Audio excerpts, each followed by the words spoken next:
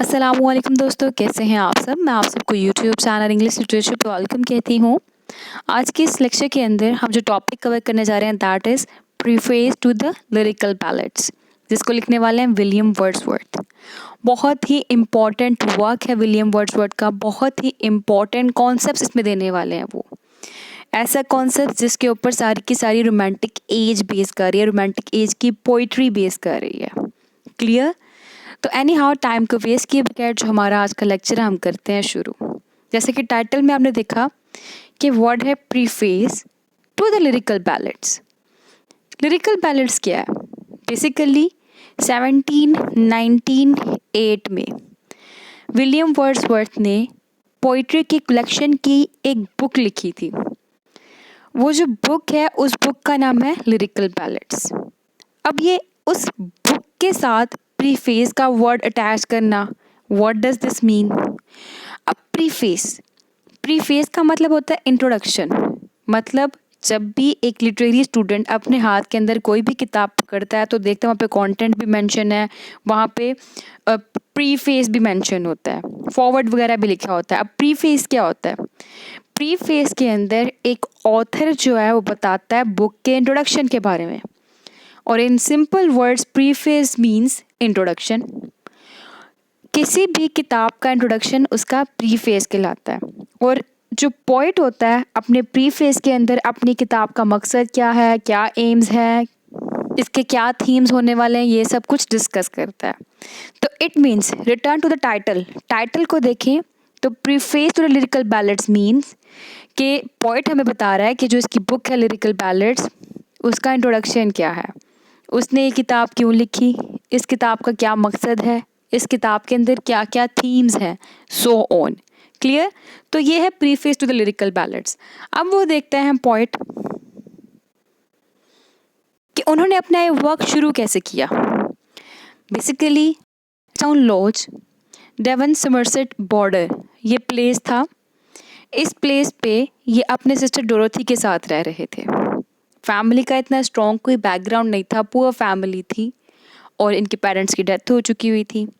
अब अपनी sister Dorothy के साथ जब ये रह रहे थे तो वहाँ पे इनकी मुलाकात एस.टी. कॉलरिज नामी पर्सन से हुई, जो कि एक बहुत बड़े क्रिटिक भी हैं और इनका पोइट्री के अंदर भी बहुत बड़ा नेम है। इनकी मुलाकात हुई उनसे 1974 में, और इन दोनों ने सोचा कि क्यों ना ये मिलकर कोलैबोरेशन करके कोई ना कोई लिटरेरी वर्क्स प्रोड्यूस करें। इसके अलावा एस.टी. कॉलर्स यानी कि सैमुअल जो टी कॉलर्स थे, विलियम वर्ड्सवर्थ के काफ़ी अच्छे दोस्त भी बन गए थे। और विलियम वर्ड्सवर्थ एस.टी. कॉलर्स के करीब रहने के लिए अल्फॉक्सडन हाउस, ये एस.टी. कॉलर्स के घर के बिल्कुल करीब था, यहाँ पे अपनी बहन के साथ शिफ्ट हो गए ताकि ये एस.टी. कॉलर्स के करीब भी रहें और ये दोनों मिलके अपना कोलैबोरेटिव वर्क प्रोड्यूस कर सके। और इन्होंने जो वर्क कोलैबोरेटिव वर्क प्रोड्यूस किया वो वर्क लिरिकल बैलेड्स ही है। ठीक है।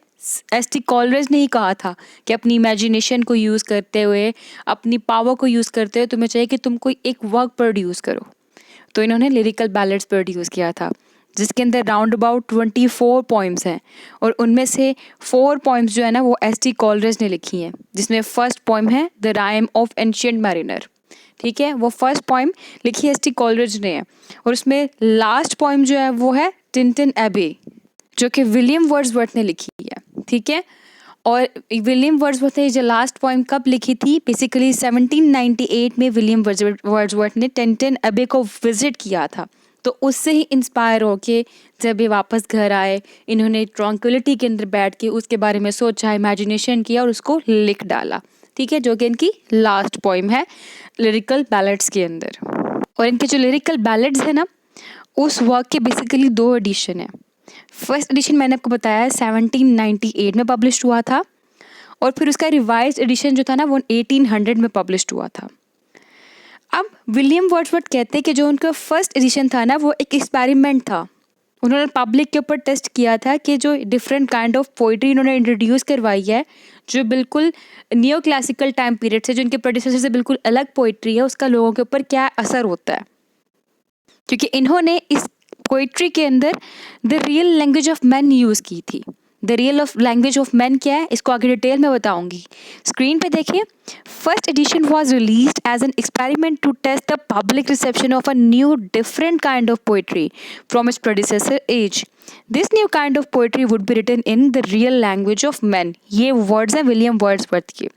अब यहाँ पे experiment, different kind of poetry और the real language of man का वर्ड यूज़ किया गया है. इसके मतलब क्या है, इनको हम वन बाय वन डिस्कस करते हैं. First of all, different kind of poetry from its predecessor age. इस पॉइंट को देखते हैं. प्रेडिसेसर्स कौन थे जी? नियो क्लासिकल, जिनको हम ऐसे लोग भी कहते हैं जो क्लासिकल एज को न्यू फॉर्म में लेके आते हैं. Classical time period basically Greeks का था, अगस्टिन्स का था, ठीक है, बहुत पुराना टाइम पीरियड था, और जिसमें होरेस भी हमारे पास आता है, होमर भी आता है, विजिल भी आता है, बहुत से राइटर्स आते हैं क्लासिकल राइटर. तो 18th सेंचुरी हमारे पास आई. 18th सेंचुरी में हमारे पास नियो क्लासिकल राइटर्स आए, नियो क्लासिकल पोइट्स आए, और इवन के 18th सेंचुरी को नियो क्लासिकल एज भी कहा जाता है, ठीक है, यानी कि फेक क्लासिकल एज, ठीक है, स्यूडो क्लासिकल एज. इसमें क्या हुआ, क्लासिकल जो थी वो न्यू फॉर्म में आ गई. इसमें इन्होंने क्या किया, इन्होंने कहा कि अगर हम लोगों को जो हमारी पोइट्री है उसकी रेपुटेशन को मेंटेन रखना है, तो हमें चाहिए कि जो पहले क्लासिकल पोइट्स थे, जो ग्रीक्स पोइट्स थे, उनका जो राइटिंग स्टाइल था हम उसको एडहेयर करें, उसको अडॉप्ट करें, और उसी को अडॉप्ट करके अपनी राइटिंग को प्रोड्यूस करें, अपनी पोइट्री को प्रोड्यूस करें. तो इन्होंने क्या करना शुरू कर दिया, इन्होंने इमिटेशन करना शुरू कर दी. और जितने भी पोइट्स थे इस टाइम पे, वो सब के सब जितने भी एंशियंट पोइट्स थे, जैसा कि मैंने अभी आपको हाईलाइट किया, हमारे पास होमर, विजिल, होरेस, जितने भी पुराने हैं, ठीक है, उन सब के इन्होंने स्टाइल को इमिटेट किया. इनके जो रूल्स थे, इनके रेगुलेशंस थे, बहुत ही स्ट्रिक्ट थे. इनकी पोइट्री को अंडरस्टैंड करना आसान काम नहीं था. एक पढ़ा लिखा आदमी ही इनकी पोइट्री को समझ सकता था, एक फ़िलासफ़र ही इनकी पोइट्री को समझ सकता था, ठीक है, यानी कि एक एजुकेटेड मैन है ना, वही इनकी पोइट्री को समझ सकता है. ये उसके अंदर रूल्स, उसका फॉर्म, उसका मीटर इतना ज़्यादा ना लाइक ख्याल रखते थे, ठीक है. इसके अलावा डिफ़िकल्ट लैंग्वेज, उसके अंदर high kind of vocabulary use करते थे, स्ट्रिक्ट डिक्शन रखते थे. जैसे कि मैंने आपको अभी हाईलाइट किया कि एक आम आदमी, एक ले मैन उसको नहीं अंडरस्टैंड कर सकता था. High vocabulary, high grammar, highly decorative words, ठीक है. इसमें कोई भी इंडिविजुअलिटी का एलिमेंट नहीं था, कोई भी क्रिएटिविटी का एलिमेंट नहीं था, ठीक है. तो ऑब्वियसली बात है, जब कोई क्रिएटिविटी नहीं है मीन्स कोई इमेजिनेशन नहीं है. अब इमिटेशन है तो मतलब क्या है, इमिटेशन मीन्स कोई क्रिएटिविटी नहीं है. अब कोई फीलिंग्स भी नहीं होती थी इनकी पोइट्री के अंदर, क्योंकि जब क्रिएटिविटी भी नहीं है, स्ट्रिक्टली क्लासिकल्स को फॉलो कर रहे हो, तो अपनी फीलिंग्स कहाँ से लेके आओगे. जो क्लासिकल्स थे वो भी अपनी फीलिंग्स को ऐड नहीं करते थे अपनी पोइट्री को अंदर, तो ये भी नहीं करते थे, ठीक है. और इस तरह की पोइट्री का जो ट्रेंड था वो काफ़ी लंबे अरसे तक चलता रहा, ठीक है. ट्रेंड गोज लॉन्गर, काफ़ी टाइम तक चलता रहा, काफ़ी अरसे तक चलता रहा. और जैसा कि हमारे पास अलेक्जेंडर पॉप है, उन्होंने भी 18th सेंचुरी के स्टाइल को फॉलो किया. हम उनकी अलेक्जेंडर पॉप की रेप ऑफ द लॉक पढ़ते हैं, हम उसकी टेक्स्ट को देखते हैं. उन्होंने काफ़ी डेकोरेटिव वे में लिखा है, एक एपिक के फॉर्म में लिखा है, हाईली लाइक वोकैबुलरी यूज़ की है उसके अंदर. सैमुअल टी जॉनसन है, ठीक है, उन्होंने भी सैमुअल जॉनसन है, डॉक्टर सैमुअल जॉनसन, उन्होंने भी ऐसे का ही स्टाइल यूज़ किया अपनी राइटिंग के अंदर, ठीक है. स्ट्रिक्ट राइटिंग यूज़ की है उन्होंने. तो ये था ओल्ड पोइट्री. अब विलियम वर्ड्सवर्थ ने न्यू काइंड ऑफ पोइट्री बोला है. अब न्यू काइंड ऑफ पोइट्री क्या है?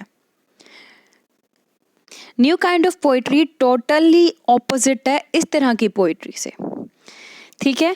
ये कहते थे जितनी भी न्यू क्लासिकल पोइट्री है क्रॉस, ठीक है, ये एक्सेप्टेबल नहीं है, ये बहुत डिफ़िकल्ट टू अंडरस्टैंड है, कोई भी आम आदमी इसको नहीं समझ सकता.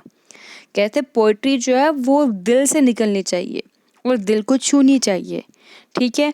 इसलिए कहते इसीलिए हम लोग को चाहिए कि पोइट्री जब दिल से निकले, दिल को छू, तो इसलिए पोइट्री में चेंज आना चाहिए.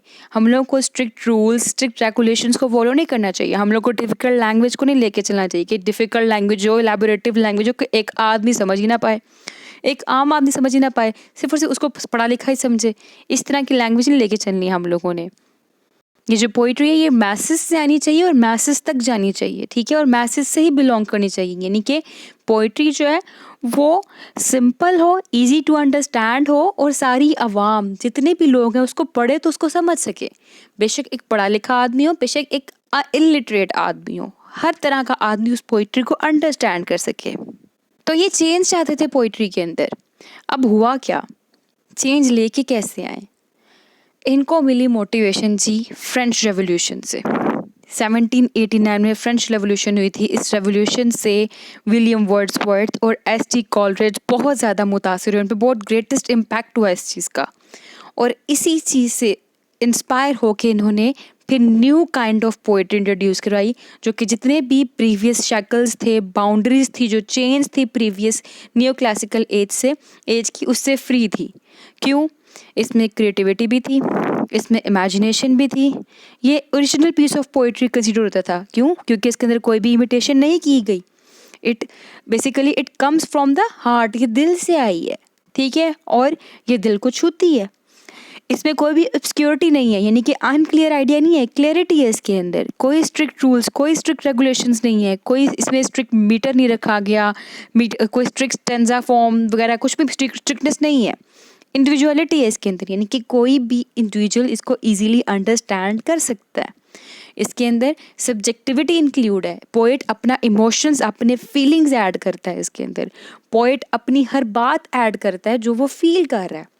क्योंकि क्लासिकल में क्या था कि अगर गॉड्स का ओपिनियन, गॉडेसेस का ओपिनियन सब कुछ दिखाया गया, तो पोएट अपने इमोशंस को एलिमिनेट कर देता है, अपनी फीलिंग्स को ऐड नहीं करता अपनी पोइट्री के अंदर। क्लासिकल में ये था। अब यानी कि वो ऑब्जेक्टिव बेस्ड थी पोइट्री, तो इट मीन्स ये जो पोइट्री है ये सब्जेक्टिव बेस्ड है। इसमें इंडिविजुअलिटी भी नज़र आती है हम लोगों को। इसमें simple themes, simple language, simple diction का यूज़ किया जाता है। तो ये है न्यू काइंड ऑफ पोइट्री, और ये है difference between new classical poetry और difference between classical poetry and romantic poetry. ये मेन डिफरेंस था, आपने इसको याद रखना है।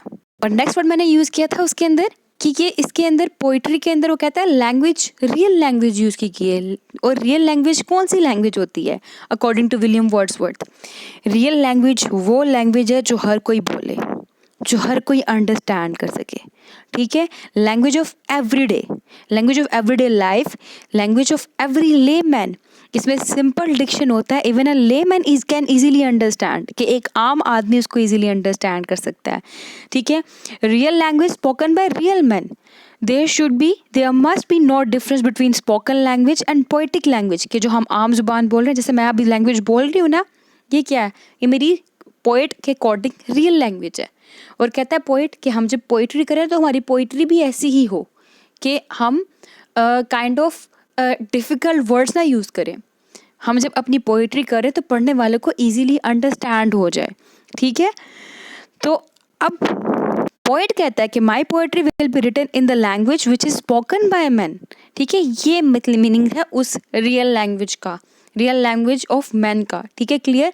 और डिफरेंट काइंड्स ऑफ पोइट्री मैंने आपको बता दिया कि न्यू क्लासिकल के अंदर कोई भी इमोशन, फीलिंग और इमेजिनेशन नहीं थे, स्ट्रिक्ट थे अपने स्टाइल के अंदर, टू मच ऑब्स्क्योरिटी थी। लेकिन रोमांटिक्स के अंदर इमोशंस भी हैं, फीलिंग्स भी हैं, इमेजिनेशन भी है, no rules, pure creativity, there should be no rule. इसका मेन रूल ही यही है कि यहाँ पे कोई रूल ही नहीं है, ठीक है। लैंग्वेज जो है वो सिंपल और ईजी होनी चाहिए। ये था मेन मोटो, मेन एम। यही मोटो बेसिकली जितनी भी रोमांटिक पोइट्री है ना उसकी बेस बना था, क्लियर। अब जो हमारे पोइट हैं उन्होंने बेसिकली ये प्रीफेस को किसके साथ अटैच किया था? सेकेंड एडिशन के साथ। Second edition of lyrical ballad जो 1800 में पब्लिश हुआ था, उन्होंने उसके साथ अपने इस वर्क को अटैच किया, यानी कि preface to the lyrical ballad को अटैच किया, ठीक है। उसके अंदर उन्होंने अपना प्रीफेस अटैच किया था। और इनका फर्स्ट वर्क 1798 में पब्लिश हुआ था। ये इंपॉर्टेंट है मल्टीपल चॉइस क्वेश्चंस के लिहाज से, ध्यान से देखिएगा। इन्होंने उस वर्क के अंदर 23 पोएम्स लिखी, जिनमें से 4 पोएम्स जो थी वो एस.टी. कॉलरिज ने लिखी थी। और ये जो हमारा प्रीफेस है ना, इस प्रीफेस को इंग्लिश रोमांटिसिज्म का मैनिफेस्टो भी कंसिडर किया जाता है। रोमांटिसिज्म क्या है? वो एक जो कि क्लासिसिज्म के रिएक्शन में आई, ठीक है। क्लासिज्म क्या था? अभी आपको पता लगे सारे स्टाइल्स का, उसका जितना मैंने स्टाइल्स का बताया आपको, सारा क्लासिज्म से बिलोंग कर रहा है। उसके रिएक्शन में क्या है? हमारे पास nature, beauty, feelings, emotion, imagination, creativity, ये सब फॉल करता है in the category of romanticism, romantic age, ठीक है। तो उस रोमांटिक एज का जो प्रिल्यूड है, जो प्रीफेस है, वो हमारे पास मैनिफेस्टो काउंट होता है, यानी कि preface to the lyrical ballad जो है ये इसका मैनिफेस्टो काउंट होता है। मैनिफेस्टो कहते हैं बेसिकली एक पब्लिक डिक्लेरेशन को, एक ऐसी पॉलिसी, एक ऐसे एम्स जो कि एक किताब के अंदर बताए जाते हैं किसी भी चीज़ के होने से पहले, ठीक है। ऐसी हैपनिंग जो कि होने वाली होती है उससे पहले अपने एम्स, अपने मोटो को बताया जाता है, ठीक है। और यही मोटो, यही एम्स, यही सारा कुछ हम लोगों को इस मैनिफेस्टो यानी कि इस बुक के अंदर बता दिया गया है, जो कि बेसिकली इंट्रोडक्शन है रोमांटिसिज्म का। क्लियर? तो मैंने बता दिया आपको कि मैनिफेस्टो है इंग्लिश रोमांटिसिज्म का, और इसके अंदर सेकंड एडिशन के अंदर बताया गया, प्रीफेस डाला गया हुआ है। इसमें फर्स्ट पोएम जो राइम ऑफ एंशिएंट मैरिनर है, जो कि एस.टी. कॉलरिज ने लिखी हुई थी, और इसकी कंक्लूडिंग पोएम टिंटन अबे है। ये सब एमसीक्यूज़ के लिहाज से इंपॉर्टेंट पॉइंट्स थे। क्लियर हो गया आपको?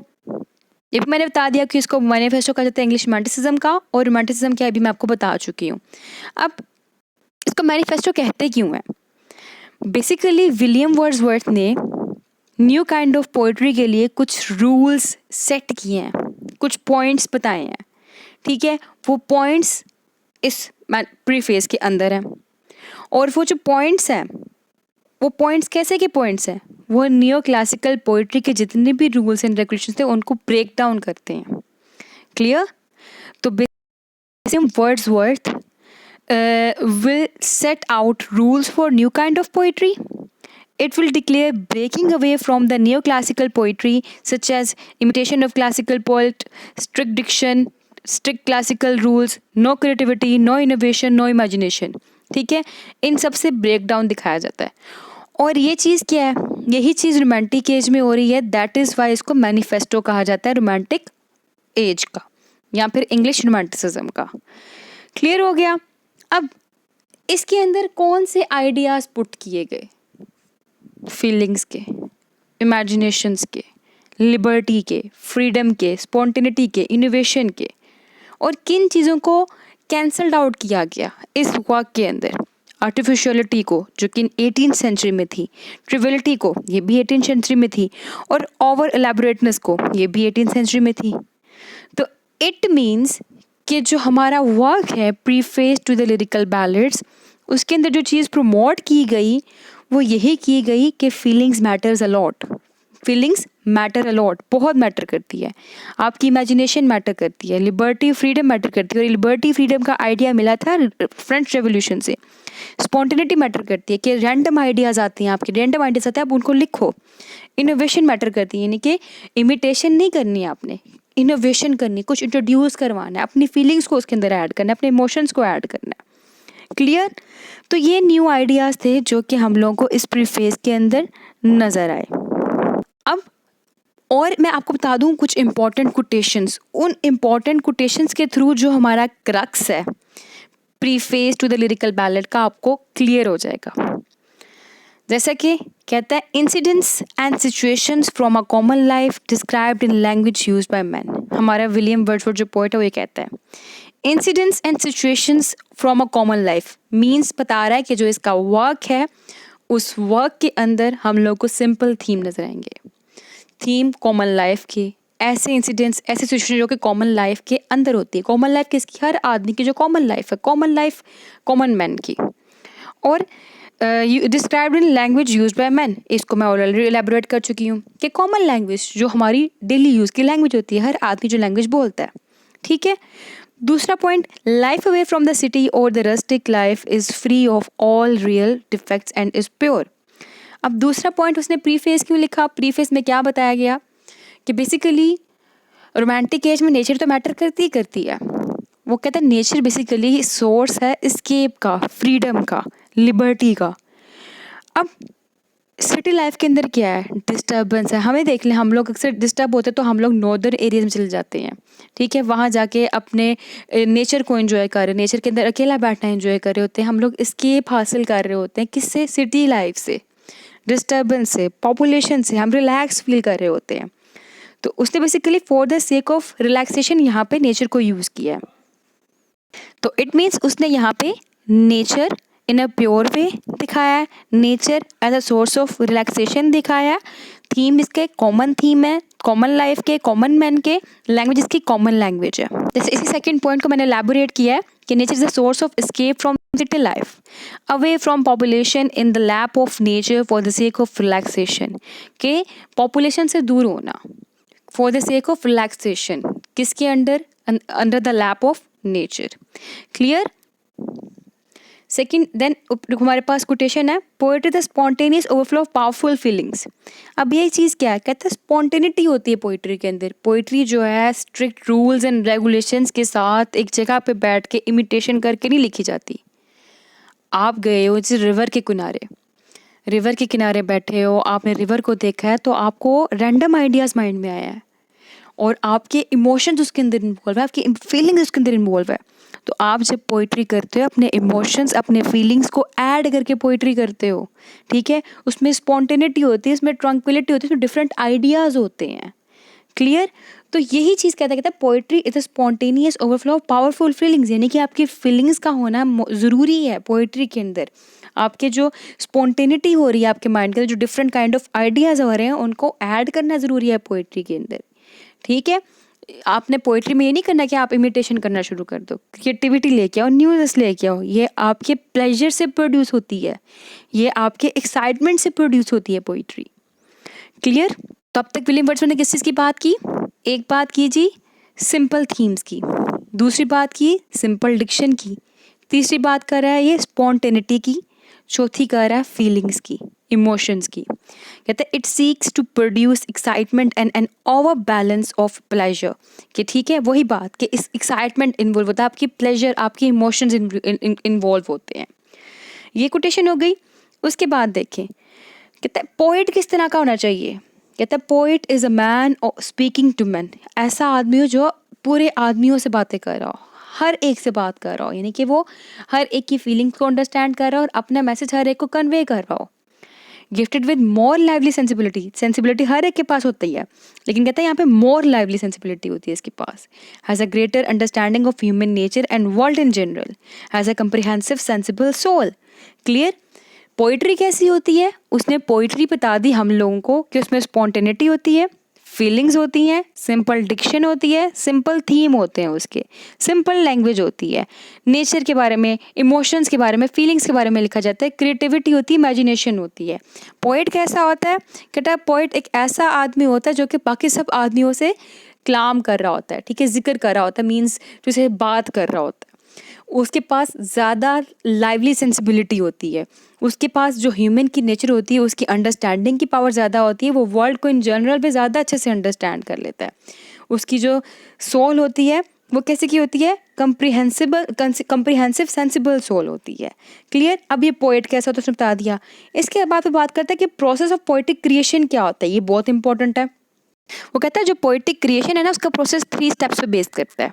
नंबर 1 क्या है? Experience and the feelings produce. For example, आप एक रिवर पे गए हो, आप एक्सपीरियंस कर रहे हो, रिवर पे गए हो, आप हवाओं को, ठंडी हवाओं को महसूस कर रहे हो, आप जो है सनसेट के टाइम को देख रहे हो, फील कर रहे हो उसको, फिर स्टार्स का निकलना आसमान पे, वहाँ बैठे पानी चल रहा है, पानी के फ्लो को फील कर रहे हो, ठीक है।